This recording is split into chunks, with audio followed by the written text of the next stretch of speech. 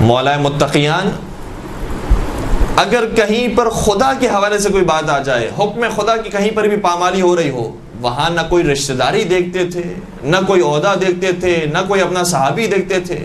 ابو اسود دوئلی کے بارے میں ابھی مولا کی خلافت قائم ہوئی تھی، بہت قریبی ساتھی تھے مولا کے، ابو اسود دوئلی، جنہوں نے حوضے کی تعلیم حاصل کی انہوں نے ابتدائی کتاب کے اندر ان کا نام ضرور دیکھا ہوگا، کیونکہ صرف اور نحو کو ترتیب دیا ہے ابو اسود دوئلی نے مولا کائنات کی تعلیم کے مطابق۔ ابو اسود دوئلی کو جیسے مولا کو خلافت حاصل ہوئی انہیں قاضی بنایا، لیکن قاضی بنانے کے بعد کچھ عرصے کے بعد انہیں معزول کر دیا۔ ابو اسود دوئلی آئے مولا کے حضور، کہا کہ مولا میری خطا کیا ہے، میں نے تو کوئی غلط فیصلہ نہیں دیا، میں نے تو کسی کو فیور نہیں کی ہے، آپ نے مجھے کیوں نکال دیا؟ سنیں گے مولا کا جواب کیا تھا۔ مولا فرماتے ہیں میں نے تیرے بارے میں سنا ہے اور مجھے یقین حاصل ہو گیا کہ جب تیری عدالت کے اندر ملزموں کو لایا جاتا ہے تو جیسے ملزم کو لایا جاتا ہے تیری آواز ملزم کی آواز سے اونچی ہو جاتی ہے اور تو اسے حقارت کی نگاہ سے دیکھتا ہے، تو اسے پستی کی نگاہ سے دیکھتا ہے، جبکہ ابھی اس کا جرم ثابت نہیں ہوا ہے۔ تیری آواز کیسے بلند ہو جاتی ہے کسی عام بندے خدا کی آواز پر؟ کیا تو یہ عہدہ لینے کے بعد سمجھ رہا ہے کہ تو بہت بہتر ہو گیا، بہت دوسروں سے برتر ہو گیا؟ لہذا مولا کو یہ اتنا چھوٹا سا عمل بھی پسند نہیں آیا۔ تو مولا کے شیعہ ہو جانا تو بہت دور کی بات ہے، مولا کے شیعہ ہو جائے تو بڑی بات ہے۔ اسی طریقے سے مولا متقیان جناب عقیل کا واقعہ مشہور ہے، نہج البلاغہ کے اندر اس کا اشارہ پایا جاتا ہے۔ نہج البلاغہ کا جملہ یہ ہے کہ مولا شاہ فرماتے ہیں کہ جو لوگ آئے تھے مولا سے مال لینے کے لیے کہ مولا ہمیں بھی بیت المال میں سے کچھ دے دیں، ہم نے آپ کو بڑا سپورٹ کیا، آپ کے قریبی ہیں، آپ کے رشتہ دار ہیں، آپ کے یہ ہیں وہ ہیں، مولا نے فرمایا لو کان المال لی لسویت بینہم فکیف وانما المال مال اللہ۔ یہ مال جو تم مجھ سے مانگنے کے لیے آئے ہو اگر یہ بیت المال کا مال نہ ہوتا بلکہ میرا مال ہوتا تب بھی میں تم میں برابر سے تقسیم کرتا، جبکہ حالت تو یہ ہے کہ یہ مال میرا مال نہیں ہے، یہ اللہ کا مال ہے، میں کیسے اس کے اندر کسی پر ظلم کر سکتا ہوں؟ پروردگار کی خاطر ذرہ برابر بھی پیچھے ہٹنے کے لیے تیار نہیں تھے، ہر کام پروردگار کی خاطر۔ وہ واقعہ بڑا مشہور ہے جو فضائل کے باب میں بیان کیا جاتا ہے، اور آپ بھی اسی انداز سے سنیے گا کہ خلیفہ ثانی کے پاس ایک شخص آیا شکایت کرنے کے لیے کہ علی نے مجھے مارا ہے۔ تو خلیفہ ثانی نے کیا جواب دیا؟ کہا لقد ضربت ید اللہ ولقد رأیت عین اللہ۔ جس شخص کی تو شکایت میرے پاس لے کر آیا ہے اس کی آنکھ نہیں، یہ اللہ کی آنکھ ہے، اور جس ہاتھ سے اس نے تجھے مارا ہے وہ اس کا ہاتھ نہیں ہے، وہ اللہ کا ہاتھ ہے۔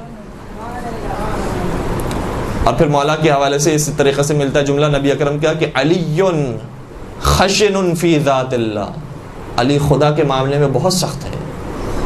دوسرے مقام پر ایک دوسری تعبیر ہے، بلکہ دو تین اور تعبیرات ہیں، علی ملموس فی ذات اللہ، علی ممسوس فی ذات اللہ، پروردگار کے ذات میں، پروردگار کی توحید کے اندر ڈوبے ہوئے ہیں علی مرتضیٰ،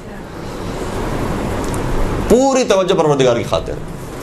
یعنی آپ محسوس کریں جتنے بھی واقعات ہیں، شب ہجرت کا واقعہ ہے، مولا متقیان کو حکم دیا جا رہا ہے کہ آپ میرے بستر پر سو جائیے، سوال کیا یہ نہیں سوال کیا کیا یا رسول اللہ میں بچ جاؤں گا، آپ بچ جائیں گے، فلاں بچ جائے گا، میرے ساتھ کیا ہوگا، ویسا ہوگا نہیں ہوگا۔ سوال کیا اگر مجھے موت آ گئی تو میری موت دین پر ہوگی، کیا میں اللہ کے راستے میں مارا جاؤں گا؟ کہا کہ ہاں بالکل تیری موت دین الہی پر ہوگی۔ کہ اس سے تو زیادہ موت شیریں ہو نہیں سکتی کہ جو اللہ کی خاطر آ جائے۔ پھر اسی طریقے سے جو استقبال ماہ رمضان کا خطبہ ہے اس میں بھی جب مولا وہ سوال فرماتے ہیں کہ اس مہینے کا افضل ترین عمل کون سا ہے، اور پیغمبر اکرم شاہ فرماتے ہیں کہ اس مہینے کا افضل ترین عمل یہ ہے کہ انسان گناہوں سے پرہیز کرے، اور پھر اس جواب کو دینے کے بعد نبی اکرم علی مرتضیٰ کو دیکھتے ہیں، رونے لگتے ہیں۔ جب گریہ فرما رہے ہوتے ہیں تو سوال کرتے ہیں مولا کہ یا رسول اللہ ما یبکی کا، آپ کو کس بات نے رلا دیا، آپ کیوں گریہ فرما رہے ہیں؟ مولا پیغمبر اکرم شاہ فرماتے ہیں کہ اے علی میں اس وقت کو یاد کر کے رو رہا ہوں جب تیری داڑھی تیرے سر کے خون سے خضاب ہوگی۔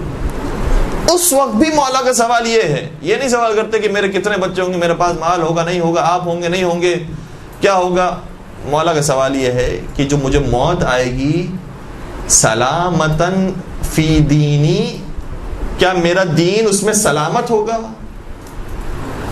پیغمبر شاہ فرماتے ہیں ہاں سلامتاً فی دینک، تیرا دین اس وقت بچا ہوا ہوگا اور سلامتی کے ساتھ ہوگا. تو پھر فرماتے اس سے زیادہ کوئی اچھی بات نہیں ہو سکتی. کتنی ہی جنگوں کے اندر پیغمبر کے پاس بار بار آیا کرتے تھے مولا، سوال کرتے تھے یا رسول اللہ آپ نے تو فرمایا تھا کہ مجھے شہادت کی موت ملے گی، جنگ احد ہو گئی مجھے شہادت نہیں ملی، جنگ بدر ہو گئی مجھے شہادت نہیں ملی. اسی طریقے سے مختلف جنگوں کے اندر بار بار آ کے پیغمبر سے سوال کیا کرتے تھے یا رسول اللہ آپ تو فرماتے تھے مجھے شہادت ملے گی، شہادت ملے گی، مجھے کب شہادت ملے گی، میں کب خدا کے حضور جاؤں گا اس حالت میں کہ میں نے سب کچھ خدا کے لیے قربان کر دیا ہو. تو پھر پیغمبر کرم بیان فرماتے ہیں کہ اے علی اس وقت تجھے شہادت ملے گی جب تیری داڑھی تیرے سر کے خون سے خضاب ہوگی، اور یہ وہ وقت ہوگا کہ جب نہ میں ہوں گا نہ میری بیٹی ہوں گی، اور تجھے اس شہر سے بہت دور شہید کیا جائے گا. تو مولا متقیان پروردگار کے لیے سب کچھ دینے کے لیے قربان دینے کے لیے تیار تھی. یہاں تک بات لے آنے کے بعد ایک نقطے کی طرف بس میں اشارہ کرنا چاہتا ہوں. دیکھیں انسان سمجھدار ہو، سب سے پہلے میں نے بات آپ کی خدمت بیان کرنے کی کوشش کی تھی کہ انسان سمجھدار ہو، علم کے ساتھ عبادت کرنے والا ہو. دوسری بات بیان کرنے کی ہم نے کوشش کی کہ عبادت کرے تو اخلاص کے ساتھ کرنے والا ہو، خدا کے لیے کرنے والا ہو، سب کچھ خدا کے لیے ہو. قرآن مجید کی آیت یہ ہے کہ ان صلاتی و نسکی و محیای و مماتی للہ رب العالمین. پیغمبر اکرم شاہ فرماتے ہیں میری نمازیں، میری ساری عبادتیں، میرا جینا مرنا سب کچھ اللہ کے لیے ہے، سب اللہ کے لیے، سب چیزیں قربان ہوگی اللہ پر. لیکن اب تیسرا نقطہ، جب انسان سب کچھ اللہ کے لیے تیار ہو جا کرنے کے لیے تو کہیں ایسا نہ ہو کہ لوگ اسے اللہ ہی کے نام پر دھوکہ دیں اور اللہ ہی کے نام پر اسے غلط کام کروانے والے ہوں، جیسا کہ ہوا ہے تاریخ میں اور آج بھی لوگ سمجھ رہے ہوتے ہیں اور کر جاتے ہیں. وہ مولا کہ جو اللہ کے لیے سب کچھ قربان کرنے کے لیے تیار تھے، جیسے ہی یہ نعرہ بلند ہوا جو نہج البلاغہ کے اندر بھی موجود ہے، جنگ صفین کے میدان میں بعض خوارج نے یہ نعرہ بلند کیا کہ ان الحکم الا للہ، حکومت صرف اللہ کی ہونی چاہیے اور حکومت کسی کی نہیں ہونی چاہیے، صرف اللہ کی ہونی چاہیے. تو جو اتنا بڑا عابد ہو، زاہد ہو، اس کے لیے تو بہت اچھا نعرہ ہے کہ صرف اللہ ہونا چاہیے، صرف اللہ ہی اللہ، بہت اچھا نعرہ تھا. لیکن مولا کو جلال آگے سمجھ گئے کہ اس کے اندر پیچھے کیا بات چل رہی ہے اور کتنا اس میں دھوکہ ہو سکتا ہے. لہذا کتنا خوبصورت جملہ ہے جو نہج البلاغہ کے اندر شاہ فرماتے ہیں فرمایا کلمۃ حق یراد بها الباطل. نعرہ بہت اچھا ہے، بہت سچا نعرہ ہے کہ واقعا حکومت صرف اللہ کی ہونی چاہیے، یہ حق کا نعرہ ہے، لیکن اس سے جو ارادہ کیا جا رہا ہے وہ باطل کا ارادہ کیا جا رہا ہے. کتنی خوبصورت بات کی. تو کہیں دھوکے میں انسان نہ آ جائے بہت ساری چیزوں میں. روایت کا جملہ یہ ہے کہ المؤمن کیس، مؤمن کو سمجھدار ہونا چاہیے، ہوشیار ہونا چاہیے کہ کئی لوگ ہمیں دھوکے میں نہ مبتلا کرتے ہیں. اب دیکھیں میں نے آپ کی خدمت میں خدا کے حوالے سے بات بیان کر دی، شاید خدا کے بارے میں آپ کی بات کیا بیان کروں، خود ہمارے لیے بھی ہم خدا کے لیے تو اتنی جان دینے کے لیے قربان نہیں ہوتے جتنی مولا کے لیے جان دینے کے لیے قربان ہو جاتے ہیں. یہ بڑا ایک المیہ ہے ہمارے ممبروں سے جو باتیں بیان ہوئی ہیں، اس کے بعد جیسی ذہنیت بنتی گئی ہے، چاہے مولا ہو چاہے خدا ہو، ہے تو بہرحال یہ پروردگار کی ہستی. تو پروردگار کے بھیجا ہوا نمائندہ ہو چاہے مولا متقیان ہو، ہم بات کو مولا کے حوالے سے بیان کرتے ہیں. ہم مولا کے لیے سب کچھ دینے کے لیے، سب کچھ قربان کرنے کے تیار ہیں، لیکن خبردار کوئی مولا کے نام پر ہمیں دھوکہ نہ دے. مولا کے نام پر ہم جانے دینے کے لیے اپنا مال، اپنی اولاد، اپنے ماں باپ سب کچھ دینے کے لیے تیار ہیں، لیکن خبردار مولا کے نام پر کوئی ہمیں دھوکہ نہ دے. اور یہ دھوکہ مختلف انداز سے بار بار ہمارے سامنے آ رہا ہے. اب میں ایک مثال آپ کی خدمت بیان کروں. مجھے بڑا تعجب ہوا جب 15 شعبان جیسا دن آیا، مولا کی ولادت کا دن تھا، امام زمان علیہ السلام کی ولادت کا دن تھا. لوگوں نے ولادت امام زمان علیہ السلام کا میسج کرنے کے بجائے میسج کیا ہے کہ جشن ظہور امام زمانہ مبارک ہو. ہم تو ظہور کا انتظار کر رہے ہیں، مولا کے نام پر سب کچھ قربان ہے. یہ اپنے مقام پر ہے کہ مولا کے لیے ہم سب کچھ نچھاور کرنے کے تیار ہیں. جو بہترین اور با ادب جملے ہیں وہی ہمیں استعمال کرنے چاہیے, لیکن جو ہمارے عقائد ہیں اس کو تو ہم خراب نہیں کر سکتے.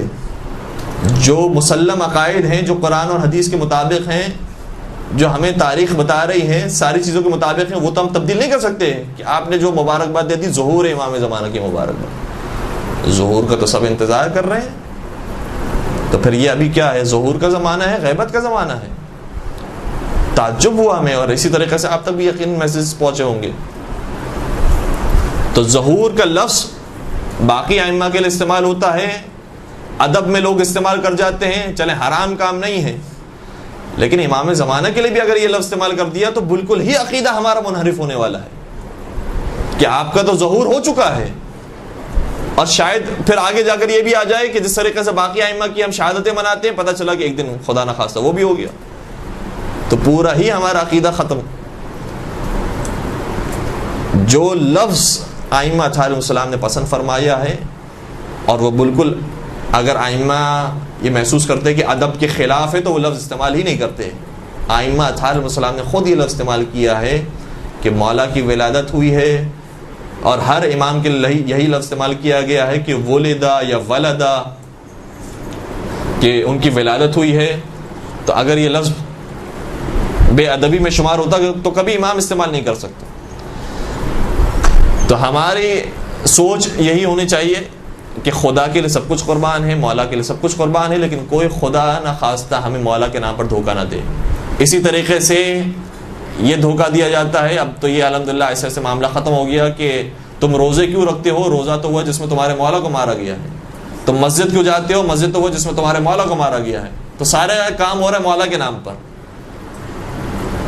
تم کربلا میں فرض کیجئے کہ اب ظاہر سی بات ہے طہارت حاصل کرنے کی ضرورت پیش آتی ہے, تم وہاں پر جوتیاں کیوں پہنتے ہو, اس میں سرزمین میں تو مولا کو مارا گیا ہے. تو ہر چیز مولا کے نام پر ہو رہی ہے, اور جتنے خرافات ہیں اور جتنے غلط باتیں سب مولا کے نام پر. تو اس لیے انسان کو ہوشیار رہنا چاہیے. جس طریقے سے مولا متقیان فوراً سے جملہ ارشاد فرماتے ہیں کلمۃ حق یراد بها الباطل, تمہاری بات ٹھیک ہے کہ ادب کا خیال رکھنا چاہیے, لیکن یہاں پر یہ موقع ہے, اور جو میں کام کر رہا ہوں کیا اسے بے ادبی شمار کیا جاتا ہے؟ کہاں بے ادبی کسی نے شمار کیا ہے؟ لہٰذا انسان سمجھدار ہو, مومن سمجھدار ہوتا ہے. درود پڑھ دیجئے محمد و آل محمد پر.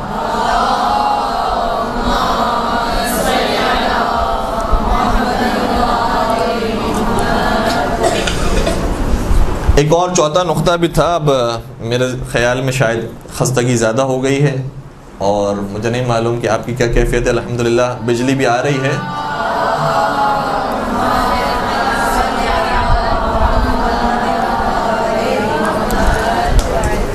چلیں ایک واقعے پر میں اپنی بات کو مکمل کرتا ہوں. بڑا خوبصورت سا واقعہ مولا کا یہ واقعہ ہے. علامہ مجلسی نے اس واقعے کو نقل کیا ہے. فرماتے ہیں کہ پیغمبر اکرم روزانہ فجر کی نماز کے بعد پوچھا کرتے تھے کہ آج کس نے صدقہ نکالا.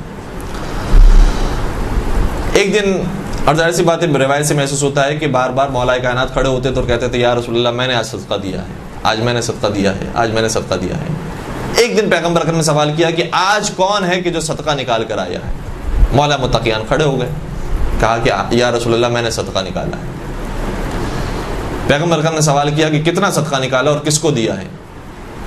کہا جب میں راستے میں آ رہا تھا تو جناب مقداد جو جلیل القدر صحابیوں میں سے ہیں, جناب سلمان جناب ابو ذر کے برابر انہیں قرار دیا گیا. جناب مقداد ابن اسود وہ مجھے راستے میں نظر آئے, بہت زیادہ بھوکے تھے, تو میں نے انہیں 1 دینار صدقے میں دے دیا. دینار کا مطلب سونے کا سکہ. میرے پاس دینار موجود تھا, میں نے اسے صدقے میں دے دیا اور وہ سیر ہو کر کھا لیا. اس طریقے سے میں مسجد میں آیا ہوں. جیسے ہی مولا کے جملے ختم ہوئے ایک اور شخص کھڑا ہو گیا. اس نے کہا کہ یا رسول اللہ میں نے تو آج علی سے زیادہ صدقہ دیا ہے. کہا تم نے کس کو صدقہ دیا ہے اور کتنا صدقہ دیا ہے؟ کہا میں نے 1000 درہم کا صدقہ دیا ہے. ایک فیملی خاتون اور مرد سفر پر جا رہے تھے, میں نے ان کو 1000 درہم دیے ان کے سفر کے لیے. اچھا دینار, 1 دینار 10 درہم کے برابر ہوتا ہے. مولا نے 1 دینار دیا تھا, اس نے 1000 درہم دیے تھے. اگر ہم ان دونوں الگ الگ کرنسیز کو ایک کرنسی میں کنورٹ کریں تاکہ بات سمجھانا آسان ہو, تو یہ نتیجہ نکلے گا کہ مولا نے 1 دینار دیا تھا, اس نے گویا 100 دینار دیے. تو کہا میری نیکی تو بہت زیادہ ہے، 100 گنا زیادہ بڑی نیکی میں نے علی سے انجام دی۔ جب مولا نے کہا تھا کہ میں نے 1 دینار دیا ہے تو اللہ کے رسول نے فرمایا تھا خدا تجھ پر رحمت نازل کرے۔ جب اس نے کہا کہ میں نے تقریباً 100 دینار دیے ہیں تو پیغمبر خاموش ہے اور کوئی دعا نہیں فرماتے۔ لوگ حیران ہو گئے کہ ماجرا کیا ہے، یہاں پر بھی پارٹی بازی ہے کہ چونکہ ان کی پارٹی کے اندر ہیں تو اس لیے ان کے لیے تو دعا کر دی، ان کے لیے دعا نہیں کر رہے، انتظار کرتے رہے۔ لوگوں نے آ کر سوال کیا کہ یا رسول اللہ آپ نے ان کے لیے دعائے رحمت نہیں فرمائی؟ پیغمبر اکرم نے پہلے انتظار کیا، اصل بات کا شاید خدا کی وحی کا انتظار کیا ہوگا، تو پہلے ایک مقدمتاً جملہ ارشاد فرمایا دیکھو کبھی کبھار بادشاہ کی خدمت میں کوئی شخص چھوٹا سا تحفہ بھی لے کر جاتا ہے تو بادشاہ کو بہت پسند آتا ہے، اور کوئی بہت بڑا تحفہ بھی لے کر آتا ہے تو بادشاہ اسے رد کر دیتا ہے۔ پھر آگے ارشاد فرمایا کہ دیکھو بات یہ ہے کہ علی نے جو 1 دینار دیا تھا وہ اللہ کی خاطر دیا تھا، سبحان اللہ، اور اس نے جو تقریباً 100 دینار بھی دیے ہیں وہ علی کی دشمنی میں دیے ہیں، کہ میں آج یہ بتا سکوں کہ میں نے علی سے زیادہ صدقہ دیا ہے۔ تو چونکہ بغض علی میں اس نے نیکی انجام دی تھی لہذا پروردگار نے اس کی نیکی کو قبول نہیں کیا۔ اور پھر آگے پیغمبر اکرم کا جملہ یہ تھا کہ جو شخص اس طریقے سے یعنی گویا بغض علی کے ساتھ دوسروں سے مقابلہ کرنے کے لیے اور حسد کرتے ہوئے اور پروردگار کی خاطر انجام نہ دینے والا کوئی عمل ہو، اس طریقے سے نیک عمل بھی انجام دے تو اس پر رحمتیں قریب ہونے کے بجائے اس سے مزید دور ہو جاتی ہیں۔ اس لیے اس کے لیے میں نے رحمت کی دعا نہیں کی، کیونکہ اس کے لیے رحمت قریب نہیں ہوئی، اس سے اور مزید دور ہو گئی۔ درود پڑھ دیجئے محمد و آل محمد۔